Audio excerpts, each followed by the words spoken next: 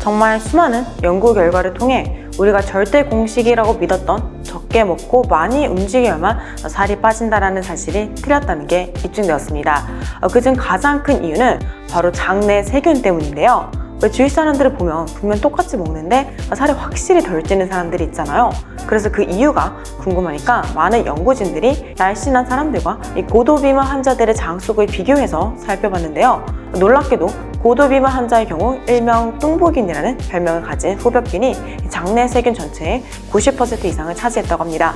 반대로 날씬한 사람들의 경우 공통적으로 날씬균이라고 흔히 불리는 의간균의 비율이 고도비만인 분들에 비해 훨씬 높았다고 합니다.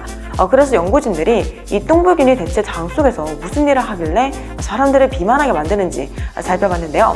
놀랍게도 똑같은 음식을 먹더라도 이 뚱보균이 날씬균보다 훨씬 많은 칼로리를 뽑아낸다고 합니다. 그러니까 똑같이 떡볶이 500칼로리를 먹어도 이 뚱보균이 많으면 500칼로리 그 이상의 열량을 뽑아낼 수가 있는 거예요. 이뿐만이 아닙니다. 이런 뚱보균 같은 유해균들은 독소를 만들어내는데요. 문제는 이 독소가 혈액 내로 침투해 뇌의 시상하부까지 영향을 미쳐 일명 식욕 억제 호르몬이라고 불리는 렙틴의 기능을 저하시켜서 과식을 유발한다고 합니다. 그러니까 뚱보균이 많을수록 음식 중독에 빠지기가 쉽고 똑같은 양으로 똑같은 음식을 먹어도 날씬한 사람들보다 더 많은 칼로리를 섭취하게 되는 거예요. 그래서 오늘 이야기의 핵심은 날씬균과 같이 똑같이 음식을 먹어도 살이 덜 찌게 만들어주는 유익균의 비율을 높이고 이 뚱보균과 같이 우리 몸을 비만하게 만들어주는 유해균의 비율을 낮춰 살이 잘 찌지 않는 체질로 개선하자는 겁니다. 그렇다면 어떻게 해야 할까요? 그 이야기를 지금 바로 시작해 보도록 하겠습니다. 일단 장 건강하면 거의 대부분이 유산균을 구매해서 아침 공복에 챙겨 먹는 거잖아요. 그런데 문제는 이 날씬균이 유산균을 챙겨 먹는다고 직접적으로 보충이 되는 종류의 균이 아닙니다. 그러니까 시중에 판매하는 유산균 제품 가지고는 날씬균의 개체수를 직접적으로 늘리기가 어렵다는 거예요. 그럼 어떻게 해야 할까요? 간단합니다. 날씬균이 좋아하는 먹이를 평소에 많이 드셔주시면 돼요. 그럼 날씬균이 점점 번식하게 되면서 이 뚱보균의 비중이 낮아지겠죠. 반대로 뚱보균이 좋아하는 먹이가 많이 들어있는 음식들을 평소에 많이 섭취하면 뚱보균이 우세해지고 날씬균의 개체수가 줄어들면서 점차 살이 잘 찌는 체질로 바뀌겠죠. 그래서 지금부터는 날씬균과 뚱보균이 좋아하는 먹이의 종류를 각각 살펴볼게요. 일단 날씬균이 좋아하는 대표 먹이는 바로 여러분들이 잘 알고 계시는 식이섬유인데요. 그 중에서도 특히 물에 잘 녹는 수용성 식이섬유는 이 콜레스테롤이나 당분과 결합하는 성질이 있어서 이들이 혈액으로 흡수되는 것을 어느 정도 막아주거든요. 그래서 실질적으로 몸에 흡수되는 칼로리도 함께 줄어듭니다. 다시 말해 똑같은 음식을 먹더라도 수용성 식이섬유가 풍부한 채소나 과일이나 해조류와 함께 식사를 하게 되면 신기하게도 먹는 양 자체는 늘어나지만 몸에 흡수되는 칼로리가 줄어들게 됩니다. 그러니까 내가 삼시세끼 항상 건강하게 다이어트식으로는 못 먹더라도 치킨을 먹을 때 사이드로 샐러드를 같이 먹으면 참 좋겠죠. 그런데 우리가 매 끼니마다 항상 쌈채소나 샐러드나 다시마를 챙겨 먹을 수 있는 건 아니잖아요. 그래서 저 같은 경우에는 날씬균의 먹이가 되는 프리바이오틱스 보충제를 꼭 식후에 챙겨 먹고 있습니다. 참고로 프리바이오틱스는 식이섬유와 같이 유익균의 먹이가 되는 성분이고 프로바이오틱스는 유산균과 같은 유익균입니다. 둘이 헷갈리시면 안 돼요. 그리고 제가 가장 추천드리고 싶은 프리바이오틱스 제품은 제가 요즘 정말 매일매일 챙겨 먹고 있는 네이처유 브랜드의 프리바이오액티브라는 제품입니다. 이 제품이 구성이랑 성분이 진짜 괜찮아서 저는 특히 저녁 식후에 정말 하루도 빼지 않고 카테킨을 함께 매일 챙겨 먹고 있는데요.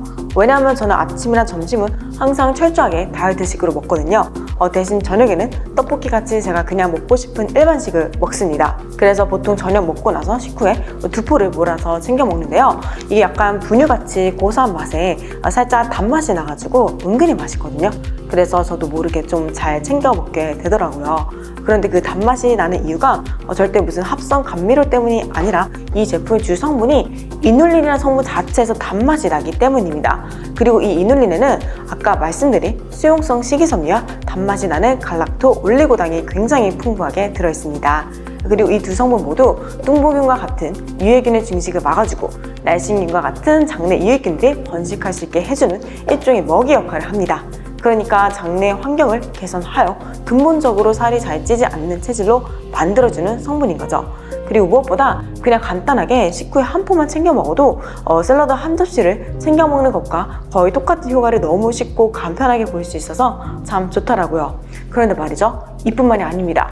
왜 우리 빵이나 면 요리를 먹으면 GI 지수가 워낙에 높으니까 혈당이 빠르게 올라가잖아요. 근데 문제는 혈당이 또 그만큼 빠르게 내려가니까 먹고 뒤돌아서면 금방 배가 꺼져요. 그런데 이눌린이 그걸 어느 정도 막아줍니다. 어떻게? 아까 말씀드린 것처럼 혈액 안에 들어있는 당분과 콜레스테롤과 결합해서 체내에 흡수되는 걸 어느 정도 막기 때문에 급격하게 혈당이 상승되는 것도 막아줍니다. 혈중 콜레스테롤 수치도 그래서 어느 정도 개선을 시켜주는 거고요. 그리고 또 수많은 연구 결과를 통해 특히 이 치커리의 이눌린 성분이 배변 활동을 원활하게 해준다는 사실이 밝혀졌습니다. 실제로 저는 정말 매일 아침에 일어나자마자 신호가 오거든요.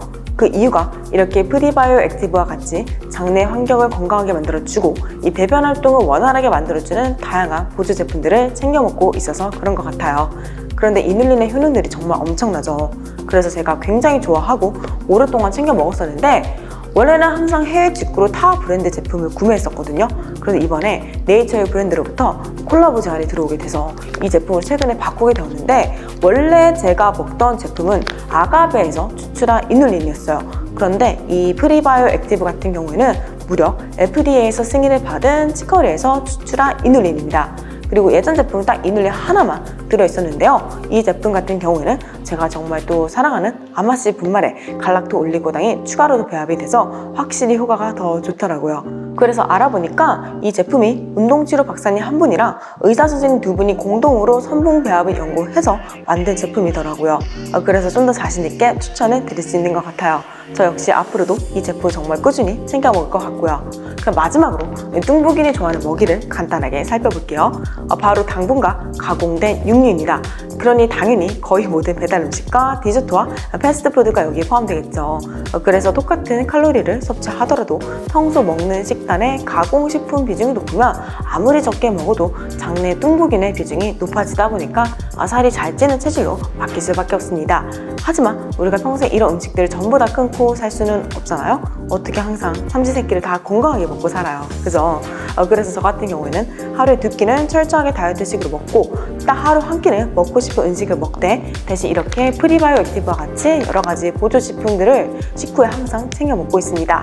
물론 100% 완벽한 식습관은 아니지만 차선책으로 이렇게 지속 가능한 식생활을 유지하면 날씬한 몸을 좀 더 오랫동안 유지할 수 있더라고요.